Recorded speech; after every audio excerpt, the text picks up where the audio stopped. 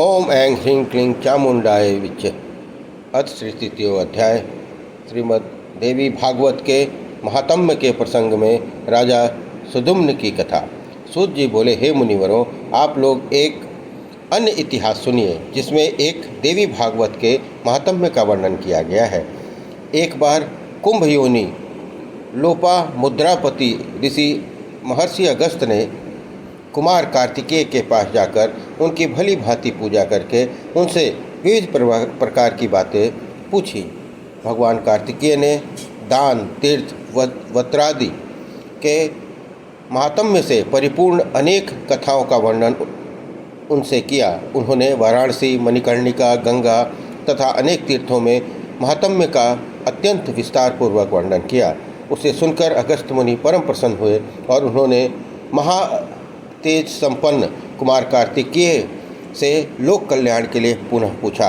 अगस्त जी पूछे, हे तारक रिपु, हे भगवान, हे प्रभु, आप मुझे देवी भागवत के महात्म्य तथा उसके श्रवण की विधि भी बताएं।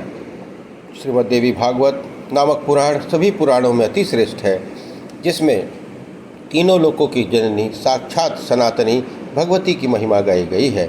कार्तिकेय जी बोले, हे ब्राह्मण, श्रीमद् देवी भागवत के महात्म्य को विस्तार पूर्वक कहने से कौन समर्थ है। मैं इस समय संक्षेप में इसे कहूँगा, आप सुनिए। श्री सरस्वती सच्चिदानंद स्वरूपा भोग तथा मोक्ष प्रदान करने वाली जगदम्बा हैं। वे स्वयं इस पुराण में विराजमान रहती हैं। अतएव हे मुने, यह श्रीमद् देवी भागवत उन जगदम्बिका की वांग्मयी मूर्ति है जिसे पठन एवं श्रवण से इस श्लोक में कुछ भी दुर्लभ नहीं है। विश्वान के एक पुत्र हुए जो श्राद्ध देव नाम से प्रसिद्ध थे। संतान रहित होने के कारण उन राजा श्राद्ध देव ने वशिष्ठ मुनि की अनुमति से पुत्रेष्टि यज्ञ किया। तत्पश्चात मनु श्राद्ध देव की भार्या श्रद्धा ने यज्ञ के होता से प्रार्थना की, हे ब्राह्मण, आप ऐसा कोई उपाय करें जिससे मुझे कन्या की प्राप्ति हो। अतः होता ने मन में कन्या प्राप्ति का संकल्प करते हुए आहुति डाली और उसके विपरीत भाव के फलस्वरूप एक कन्या उत्पन्न हुई जिसका नाम इला रखा गया। इसके बाद पुत्री को देखकर उदास मन वाले राजा श्राद्ध देव ने गुरु वशिष्ठ से कहा, हे प्रभु, पुत्र प्राप्ति के आपके संकल्प के विपरीत यह कन्या कैसे उत्पन्न हो गई। यह सुनकर महर्षि वशिष्ठ ने ध्यान लगाया। इसमें होता का व्यक्ति क्रम जानकर वे इला को पुत्र बनाने की कामना से ईश्वर की शरण में गए। मुनि के तप प्रभाव और भगवान की कृपा से सभी लोगों के देखते देखते इला कन्या से पुरुष में परिवर्तित हो गई। इसके बाद गुरु वशिष्ठ ने पूर्ण रूप से संस्कार करके उसका नाम सद्युम्न रखा। वे मनुपुत्र सद्युम्न सभी नदियों के निधानभूत सागर की भांति सभी विद्याओं के निधान हो गए। कुछ समय बीतने पर सद्युम्न युवा हुए और एक दिन सिंधु देशीय घोड़े पर चढ़कर वे आखेट के लिए वन में गए। अपने सहचरों के साथ वे कुमार सद्युम्न एक वन से दूसरे वन में जाते हुए भटकते रहे और फिर संयोग से वे हिमालय की तलहटी के उन वन में पहुंच गए जहां किसी समय देवाधिदेव भगवान शंकर अपनी भार्या अपर्णा के साथ आनंदपूर्वक मुद्रा में रमण कर रहे थे। उसी समय भगवान शंकर के दर्शन की अभिलाषा से मुनिगण वहां आ गए और उन्हें देखकर पार्वती जी लज्जित हो गईं। तब शिव और पार्वती को रमण करते देखकर उत्तम व्रत धारण करने वाले वे मुनिगण वहां से लौट गए, वैकुंठ धाम की ओर चल दिए। तदंतर अपनी प्रियतमा को प्रसन्न करने के लिए भगवान ने उस अरण्य को शाप दे दिया कि आज से जो भी पुरुष वहां प्रवेश करेगा वह स्त्री हो जाएगा। तभी से पुरुषों ने उस वन में जाना त्याग दिया था और संयोगवश वहां पहुंचते ही सद्युम्न एक लावण्यमयी स्त्री के रूप में परिवर्तित हो गए। अपने सभी अनुचरों को पुरुष से स्त्री और घोड़ों से घोड़ियों में रूपांतरित हुआ देखकर सद्युम्न आश्चर्यचकित हो गए। अब वह रूपमती तरुणी वन वन में विचरण करने लगी। एक बार वह बुद्ध के आश्रम में समीप पहुंची। स्थूल और उन्नत स्तनों वाली, बिंब फल के समान लाल होठों वाली, कुंद फूल के समान श्वेत दांतों वाली, सुंदर मुख, कमल के समान नैनों वाली उस सर्वांग सुंदरी तरुणी को देखकर कामदेव के बाणों से बिंधे हुए अंगों वाले भगवान बुद्ध उस पर मोहित हो गए। वह सुंदर भावों वाली युवती भी चंद्रपुत्र कुमार बुद्ध पर आसक्त हो गई और बुद्ध के साथ रमण करती हुई उसके आश्रम में रहने लगी। हे महर्षि अगस्त, कुछ समय बाद बुद्ध ने उस तरुणी के पुरूरवा नामक पुत्र को उत्पन्न किया।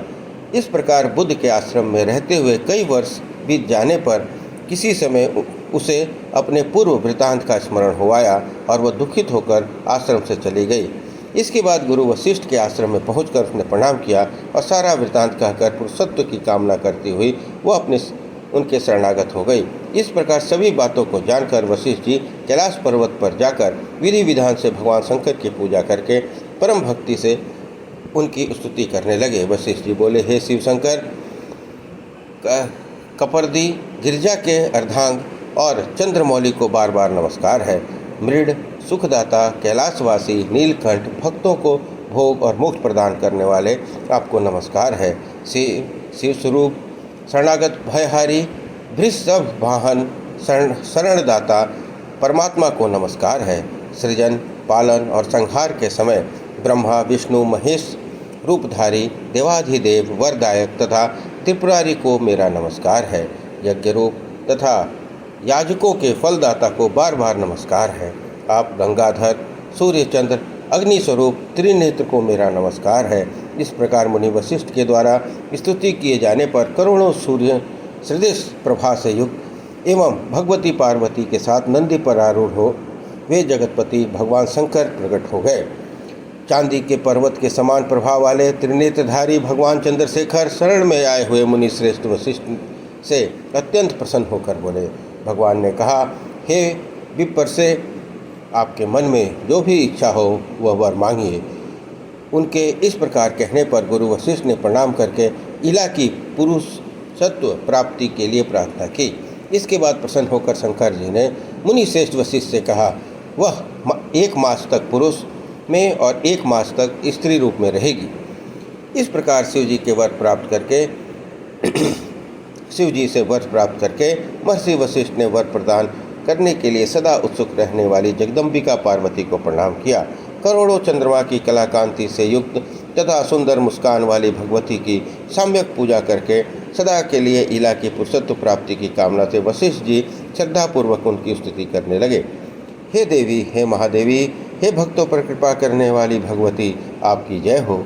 हे समस्त देवों की आराध्य स्वरूपा और अनंत गुणों की आगार, आपकी जय हो। हे देवेश्वरी, हे शरणागत वत्सले, आपको बार बार नमस्कार है। हे दुख हरणी, हे दुष्ट दानों का नाश करने वाली भगवती, आपकी जय हो। हे भक्ति से प्राप्त होने वाली भगवती, हे महामाये, हे जगदम्बिके, हे भव सागर के पार उतरने के लिए नौका स्वरूप चरण कमल वाली, आपको नमस्कार है। आपके चरण कमलों की सेवा की से सदा ब्रह्मा, विष्णु और महेश आदि देवता विश्व के सृजन, पालन और संहार हेतु समर्थ प्राप्त करते हैं। पुरुषार्थ, चतुष्टय, धर्म, अर्थ, काम और मोक्ष प्रदान करने वाली देवेश्वरी, आप प्रसन्न हो। हे देवी, आपकी स्तुति करने में भला कौन सा समर्थ है, अतः मैं आपको केवल प्रणाम कर रहा हूँ। महर्षि वशिष्ठ जी द्वारा इस प्रकार भक्तिभाव से स्तुति किए जाने पर नारायणी पराम्बा दुर्गा भगवती तत्काल प्रसन्न हो गईं। तदंतर भक्तजनों का दुख दूर करने वाली महादेवी ने मुनि वशिष्ठ से कहा, हे मुनि श्रेष्ठ, आप सुद्युम्न के घर जाकर भक्तिपूर्वक मेरी पूजा करें। हे द्विजश्रेष्ठ, सुद्योन को 9 दिनों में मुझे प्रसन्नता प्रदान करने वाले श्रीमद् देवी भागवत पुराण का प्रेम पूर्वक श्रवण कराइए। इसके श्रवण मात्र से उसे सर्वदा के लिए पुरुषत्व की प्राप्ति हो जाएगी। ऐसा कहकर भगवती पार्वती तथा भगवान शंकर अंतर्ध्यान हो गए। इसके पश्चात वशिष्ठ जी उस दिशा को नमस्कार कर अपने आश्रम में लौट आए और सुद्युम्न को बुलाकर उन्होंने देवी की आराधना करने के लिए उन्हें आदेश दिया। अश्विनी मास के शुक्ल पक्ष में जगदम्बा की विधिवत पूजा करके वशिष्ठ जी ने राजा को नवरात्र विधान के अनुसार श्रीमद् देवी भागवत पुराण सुनाया। इस प्रकार अमृत स्वरूप श्रीमद् देवी भागवत पुराण को भक्तिपूर्वक सुनकर और गुरु वशिष्ठ का पूजन वर्णन करके सुद्युम्न ने सदा के लिए पुरुषत्व प्राप्त कर लिया। महर्षि वशिष्ठ ने सुद्युम्न का राज्याभिषेक किया और वे प्रजाओं को प्रसन्न रखते हुए धर्मपूर्वक भूमंडल पर शासन करने लगे। सुदुम्न ने अत्यंत श्रेष्ठ दक्षिणा वाले भांति भांति के यज्ञ किए और अंत में पुत्रों को राज्यों का भार सौंपकर वे देवी लोक को प्राप्त हुए। हे विप्रो, इस प्रकार मैंने आप लोगों को इतिहास सहित देवी महात्म्य बता दिया।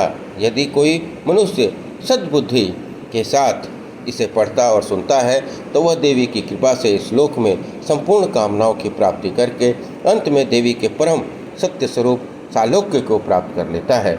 इस प्रकार देवी श्रीमद् देवी भागवत का तृतीय अध्याय, महात्म्य का तृतीय अध्याय संपन्न हुआ। बोलिए दुर्गा महारानी की जय।